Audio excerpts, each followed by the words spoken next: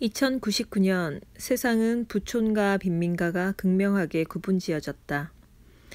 둘 사이를 나누는 골드라인엔 전기가 흘렀고 빈민가의 삶은 하루 벌어 하루 먹고 살기도 벅찼다. 아이들은 의무교육이 사라지자 모두 일터로 나갔다. 하얀 얼굴에 스포츠 머리, 또래보다 작은 키의 15살 위링은 패스트푸드점에서 일한다. 일을 시작한 지는 5년이 됐고 학교는 초등학교 2학년까지 다닌 게 다이다. 위링은 쉴 새 없이 햄버거 패티를 굽고 감자를 튀기고 포장을 했다. 점심시간에는 오토바이를 타고 배달도 나갔다. 빈민가 사람들은 최소 하루 한 끼는 햄버거를 먹었다. 그마저도 세 끼를 다 먹으면 다행이었다. 햄버거는 만들고 또 만들어도 부족했다. 매장 주인은 부촌에 살았는데 햄버거를 먹는 모습은 한 번도 보지 못했다.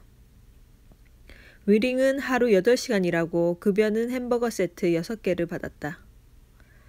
원래는 5개인데 점심으로 나오는 햄버거를 아껴 퇴근할 때 함께 받아갔다.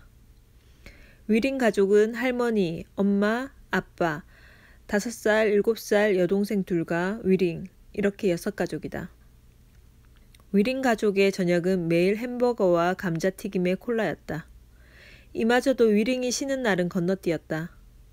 위링의 집은 일하는 곳에서 걸어서 30분이다. 오래된 연립주택인데 10평의 집에 6가족이 살았다. 주방과 방이 따로 구분 지어지지 않은 원룸 형태였다. 위링의 집은 승강기도 없는 5층이었다. 5층에는 모두 8집이 있었다. 종일 일하고 집으로 들어가는 계단을 오르면 절로 힘겨운 숨이 내쉬어졌지만 일을 마치고 발 뻗고 누울 곳이 있다는 게 그나마 안도가 되었다. 집에는 백발의 할머니와 동생들이 마늘을 까고 있었다. 위링이 집에 들어가자 동생들은 반갑게 달려와 위링 손에 든 햄버거 봉투를 낚아챘다. 기다려, 부모님 모시면 같이 먹어야지. 위링은 동생들에게서 햄버거 봉투를 빼앗아 감자튀김 한 봉지만 건넸다. 동생들은 감자튀김을 들고 텔레비전 앞으로 달려갔다. 만화 방영 시간이다. 요즘은 홀로그램이 보편화됐지만 위링의 집은 아직 입체화면 텔레비전이었다. 부모님은 돈을 조금이라도 아껴 동생들을 학교에 보내고 싶어 했다. 하나 더 꿈이 있다면 위링이 더 자라기 전에 조금 큰 집으로 이사를 가는 것이다. 동생들은 아직 한글 읽지 못한다. 앞으로 학교는 다니지 않고 장난감 공장에서 포장하는 일을 하게 될 거다. 세계적으로 유명한 장난감 회사에 취업 예정이다. 위링은 동생들이 까던 마늘을 마저 깠다. 할머니와 동생들이 집에서 부업으로 하는 일이다. 매일 한 포대의 마늘을 까면 대략 한 달의 전기세와 수도세를 낼 수 있다. 할머니, 산타클로스가 뭐야? 텔레비전을 보던 막내가 말했다. 할머니는 잠시 생각하더니 눈이 번쩍 떠졌다. 할머니는 산타를 알고 있었다. 크리스마스에 착한 아이에게 선물을 준다는 빨간 옷을 입은 뚱뚱보 할아버지.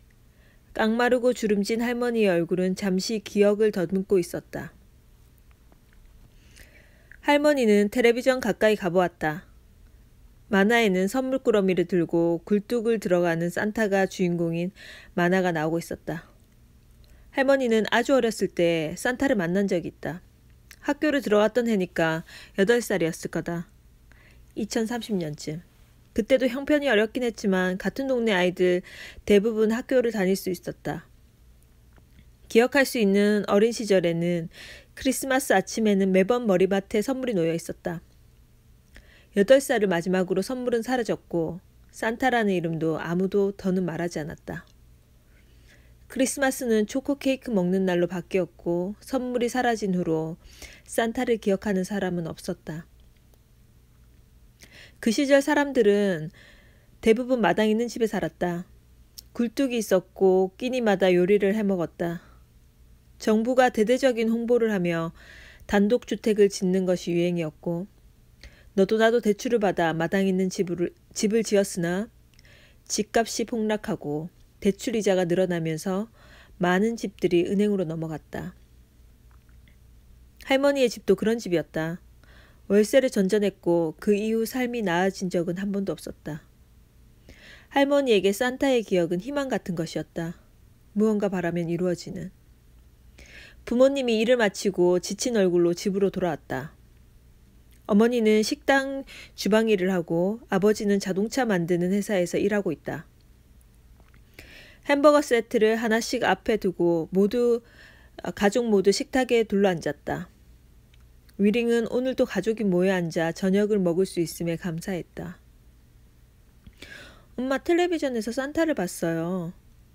막내 동생의 말에 부모님은 눈을 크게 뜨고 깜짝 놀란 얼굴을 했다.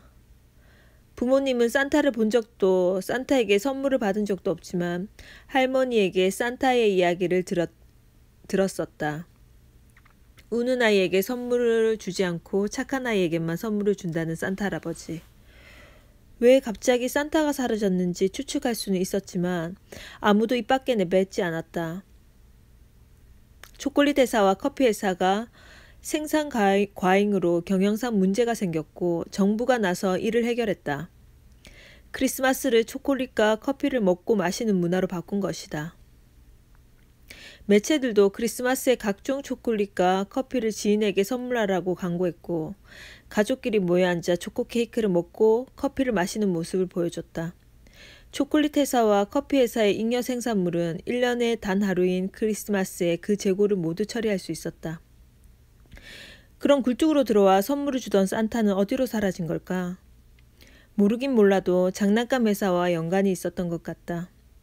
산타는 산타 마을 자체 공장에서 장난감을 생산했는데 산타에게서 선물을 받고 장난감을 사지 않는 아이들이 늘어나면서 장난감 회사의 불평이 늘어갔다. 장난감 회사들이 들고 일어난 것이다.